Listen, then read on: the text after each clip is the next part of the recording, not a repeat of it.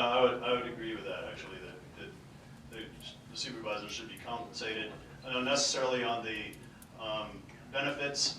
You know, I have my own benefits that come from another source, so that's not necessary. But I think that from a salary standpoint, there's a lot of time that's put into it. I see a lot of work, even with the current supervisors that are sitting here today. I see them always working, and I think that they earn that salary. Well, gentlemen, thank you very much. That concludes the questions, and I'd really like to thank you and draw the audience attention to the fact that none of you used a teleprompter.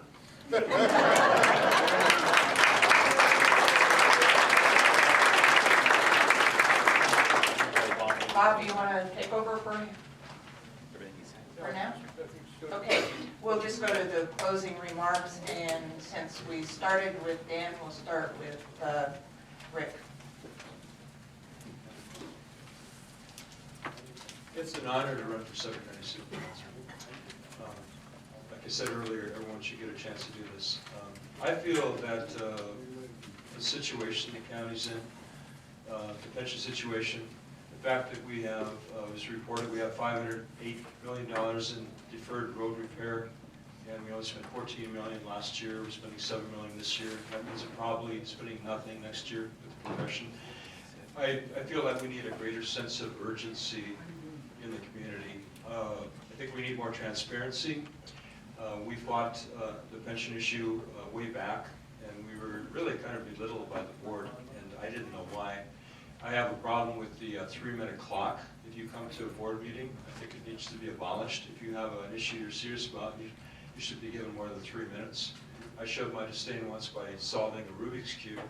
Well, it took me 3 minutes and 30 seconds. I solved it on my way back to my chair. But I think a lot of things need to be changed. The process, I think, is very, very important. You can't expect citizens to take time off from their busy lives unless you respect them and let them know that what they have to say is important. I think we've seen things that have kept citizens from participating. And here I am preaching to the choir. You guys have done a great job, and I appreciate what you're doing. Just keep up the good work, and if elected, I will pledge to give it my all. Thank you. Yes, I'd like to thank everybody. It's been great to serve everybody in Sutter County. I have an open door policy, not only to the citizens, but also the employees. If they have a problem, I like to have them come forward to talk to me about it, to be able to straighten out any problems there is within a department, if there is a problem. Also, there's many things that I want to finish up. We have a Chevron project that's coming up right now. We're putting solar on most of our buildings in Sutter County starting this summer. And we will provide 75% of the power. And over the life of the contract, let's say $18 million to the Sutter County. I'd like to see go on with the levee project, finish up. We need to get the last 7 miles appropriated from Washington, D.C. and Sacramento. In fact, Stan and I were the ones back in D.C. when we found out that we were going to be one of the 4 projects in the United States to fast track it. The Corps of Engineers was studying everything to death and trying to figure out where to put levees. Well, you know you're not going to be able to put levees through houses. I mean, it's just absolutely ludicrous to see what the Corps was trying to do. It was taking years to do it, just red tape. Also, an answer about Veal. Our chairman actually goes to Veal. Whoever's chair, we rotated around, and I've been the liaison several times there. And also, I was a founding member of the West Pebble River board. I was one of the founding members of that.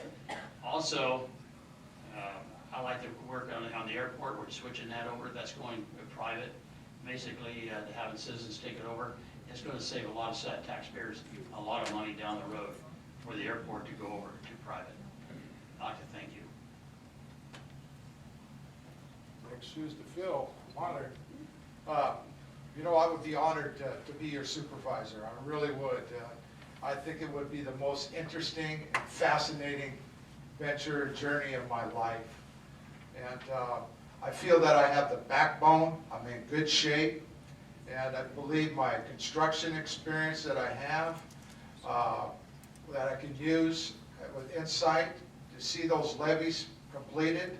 I wrote contracts for construction, I wrote contracts for real estate, and so I want to be involved and see the levees completed on time, on budget. I also want to protect our farmland, like I protected it from the solar. I want to be active and keeping transitional housing out of the city. It's in there. I want to be able to find a place in the community for transitional housing to protect your property. I want to protect property rights and your personal rights. Your personal rights and freedom to the Constitution. So I hope that you elect me for Supervisor District 2. I'm counting on you, and you can count on me. Thank you. First, I'd like to respond to Rick's comment about the 3-minute clock. I was out at Beale Air Force Base for an event, and I thought they had a pretty clever way of dealing with how long you talk. They had a champagne bucket filled with ice, and as long as you were talking, you had to hold your hand. So I'm good with that. So as long as you do that, I think that will help too. Sounds like a new policy. A vote for John Dukes is a vote for a brighter future for Sutter County. I'm running to ensure a smooth and safe transition into the future. I have a great amount of expertise for this position, which includes knowledge in the inner workings of our city government. None of the current supervisors have ever served on the city council. And the gap between the city and the council needs an ambassador so our cooperative efforts can be effective. Beale Air Force Base connections can be valuable to our county. I have high-level relationships, and I've built locally and nationally and can keep on top of our flood control issues, plus help us get the support of our local projects for agriculture and business. We need a supervisor who will represent the 3rd District both in the city and the county. It's about our whole community and helping business and agriculture interact together. Unlike my opponent, I have not accepted or sought endorsements from special interest groups, unions, employee groups, and service-like law enforcement. I don't want to be beholden to those people when it comes time to make the decisions and cuts. I have one goal: to do whatever it takes for us to thrive as a community by improving our quality of life and giving our citizens the best opportunities for prosperity while keeping much of our local oversight as possible. My personal compass, along with my wife Jeannie, is our Christian faith. I ask for your prayers for the right outcome in this election. If you agree with the things that I stand for, I need your support both now by sharing my beliefs with your friends and family, and finally, your vote on June 3rd. Thank you. Okay, well, first I would like to properly introduce my dad, since I only introduced him for a moment. So, Dad, this is my dad, Ramon Flores. I'd like to introduce him to you. Thanks for coming tonight. And also my brother, David, is here tonight. I'm going to introduce my family. I really want to thank the Sutter Utes Tea Party Patriots and the Sutter County Taxpayers Association for this forum tonight. It's very informative. I do have to tell you that running for supervisor, it's like drinking from a fire hose for the amount of information that you have to obtain. I've been running businesses for a long time. The one great thing that I did find out is that the county is actually a corporation. It's a municipal corporation, so it's something I can identify with. And then, and the supervisors serve as a board of directors to that corporation. I read part of the California Constitution, and Tim Core and I were talking about that earlier. It's kind of complicated, but it talks about how the county is a corporation. So I've been learning a lot, and it's been a great experience working with people and walking the districts and finding out about people's needs and concerns. And I really look forward to serving for Sutter County and being a part, and especially in the job creation and support of job creation in this community. It is my forte, it's my background, it's my skill. I've worked with several organizations. I've been on the board, as I mentioned, of the Chamber of Commerce for many years. I worked with the Economic Development Corporation Board. I worked with the Board of Sutter Health and Sutter North and the Sutter Surgical Hospital, which we're very proud of in our district, that we put the building up there. So I've had a lot of experience, board experience. I want to be able to apply my business skills, my board experience, and my family lives here. And I want to be able to apply all of those to the running of the county, and I really appreciate your support, and I will work very hard for you to do a great job in making this county a thriving county, but one where we still love our rural way of life, but still we can have some great jobs here as well. So thank you.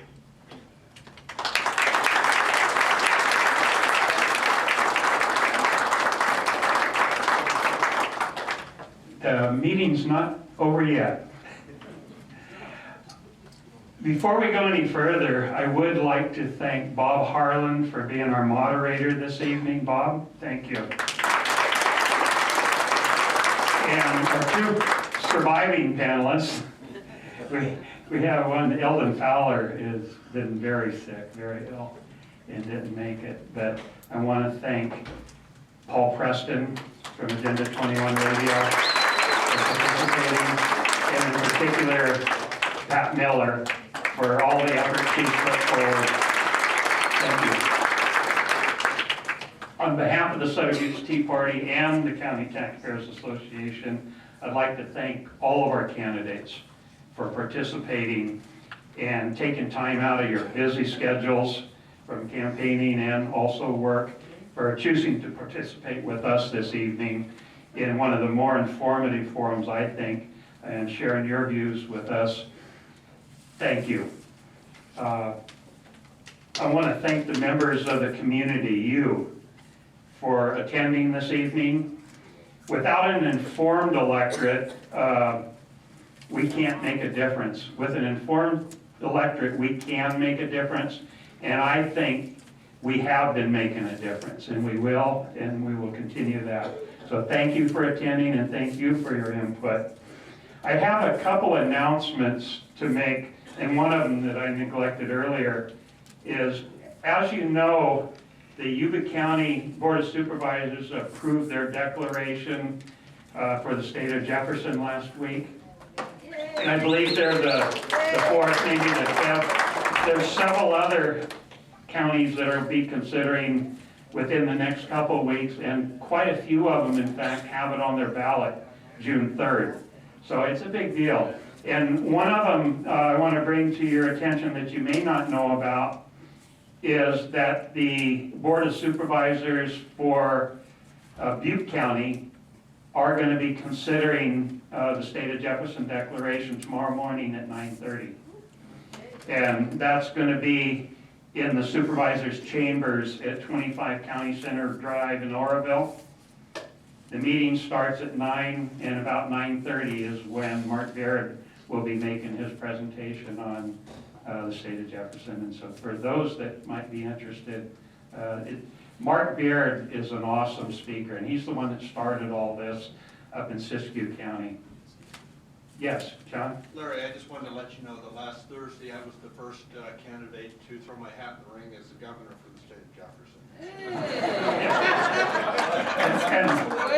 And that was true, I was there. Thank you. John was. So that's tomorrow, and it's going to start snowballing, I think. I believe Sutter County more than likely will appear on a ballot. Is that right, Larry? It will be. Yes, rather than putting the burden on the Board of Supervisors. Let the people decide. I'll make a short announcement if I could read this. Is that okay, Jan? And it's for the Linda Lions Club, and they're having a car show, and the Yuba College Auto Club is co-sponsoring it with them, and it's going to be May 3rd, which is the weekend after next, I believe, from 8 to 2.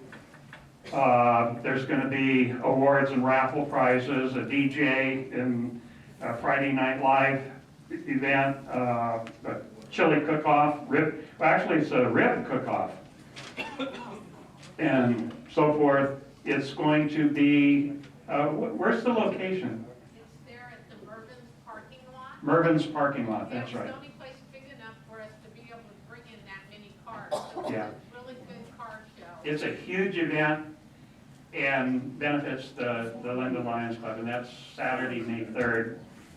And we have one more announcement if Deborah Gaylord is still there. And this is something that the Tea Party's been involved in quite a while. It's called the Election Integrity Project. I'm Deborah Gaylord, and I'm with Foundation for Individual Responsibility. We are partnering with the Election Integrity Project to have an event next Saturday at our office, 723 D Street, in our big conference room, to tell you guys some of the things that Election Integrity Project has done. I know that Linda has been here and talked, but this will be somebody else. And what we're trying to do, we want to get a team together so that we can have a training soon after this meeting that would train you guys to be poll watchers, to check the voter rolls, to go on your computer and do things for us. There's just all kinds of things that we need to have done, and we need the public to be involved. So please come to FER next Saturday. It's only 1 to 3, so it's really quick, just a little bit out of your day. Please do come and plan on getting involved. We need your help. Thank you, Deborah. And the Election Integrity Project is statewide and very important. What you can do as individuals is contact your county clerk or your elections office and ask to be an observer or a poll worker. Get involved. And it pays. This is the people's election. Poll working pays. You get paid for it. What's that? You get paid for being Oh, a yeah, poll you do worker. get, I think it's like $50 or something. Okay. But my wife and I have done it, and it's fun. It really is a fun day, election day, as a poll worker. Does anybody else have a quick announcement that they want to make before? Oh, my. Carla.